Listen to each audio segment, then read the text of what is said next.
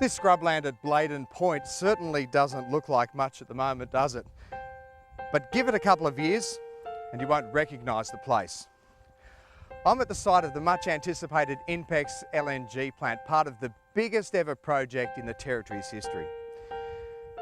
Now, we've all heard lots about it, but what really is it?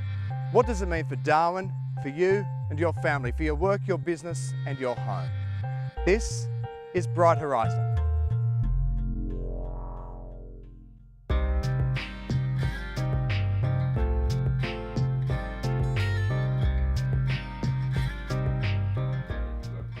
"14 years after the federal government granted a permit for Japanese energy giant INPEX to explore the Browse Basin off WA, this was the moment the deal was sealed on their exciting discovery, Ichthys.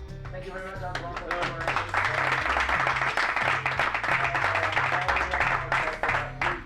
The sheer relief was obvious. The joint venture committing $34 billion to extract, move and process rich reserves of natural gas and liquids.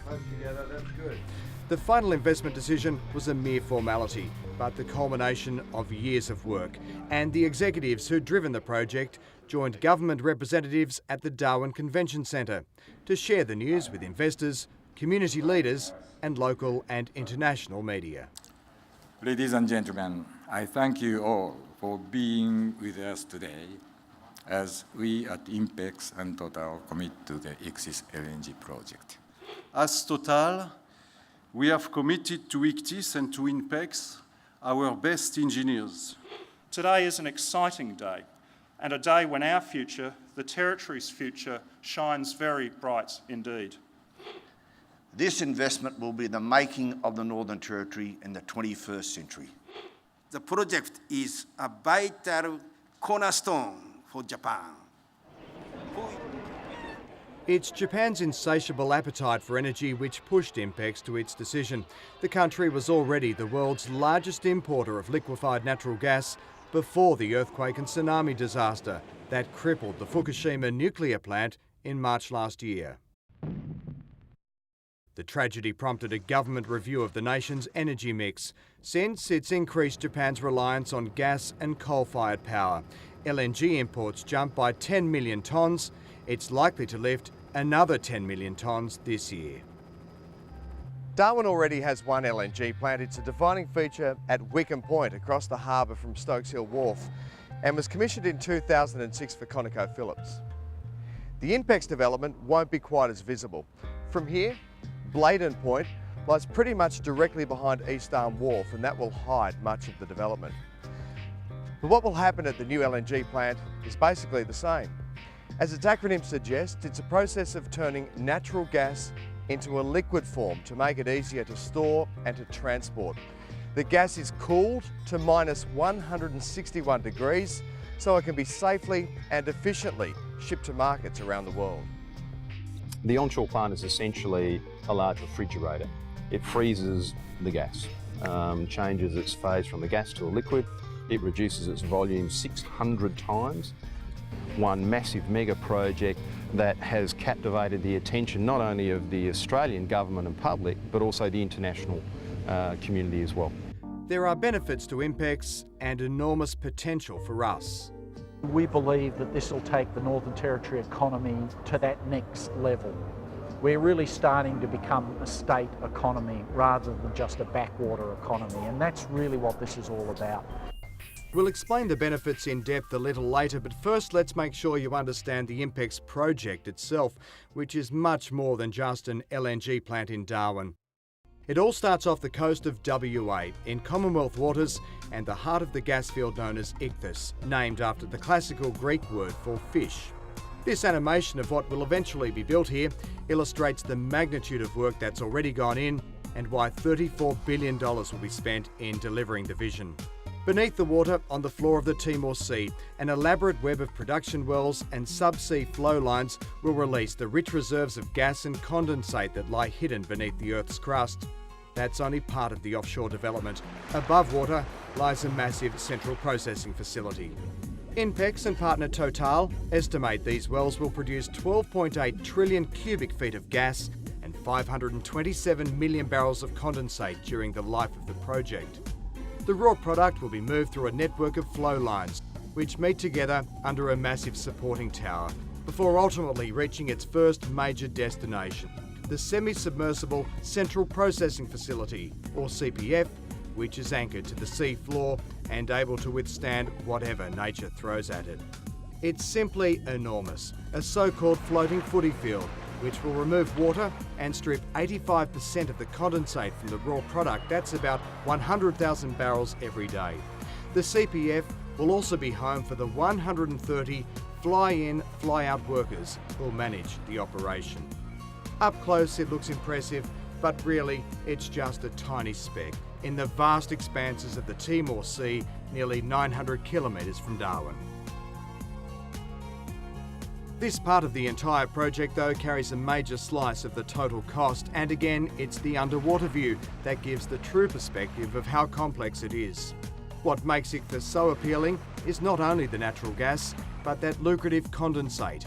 A floating production, storage and offtake vessel will be permanently based on location, the light crude oil piped to the tanker from the central processing facility before it's finally offloaded to other ships for delivery to export markets in Asia. If you poured ICFAS condensate into a glass, it would look like beer, and that's oil. It is highly prized, very valuable on the international market. Fantastic opportunity that helps create the economic potential of this project. It's the natural gas part of the project that Darwin will benefit most from. The gas and residual condensate will be moved to the mainland in the Southern Hemisphere's longest subsea pipeline. It requires some harbour dredging, but after 885 kilometres, that's half the distance between Darwin and Bali, the pipeline reaches shore at Bladen Point. It cuts a corridor through the mangroves and then continues its journey over land. Federal approval for the project was given only after exhaustive environmental studies that cost more than $25 million and took 100 people more than 3 years to complete. INPEX issued a draft report in July 2010, which was updated 9 months later, addressing community concerns about the potential impact. The final EIS was then submitted and approved in June last year.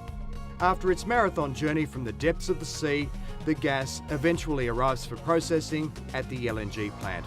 What you see here will take the better part of 4 years to complete, a project employing as many as 3,000 workers at the height of construction.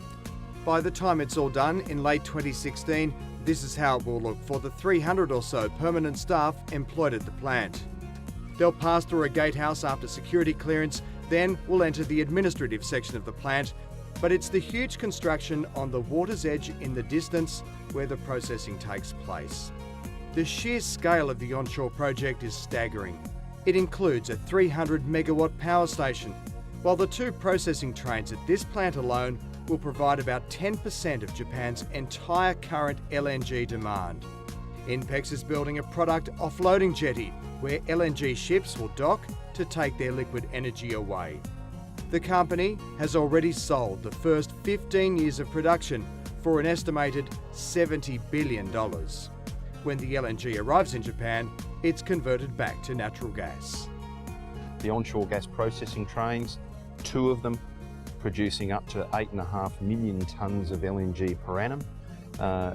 That'll equate to approximately 3 LNG shipments from Darwin Harbour every week, in addition to the liquids transport that'll be done as well.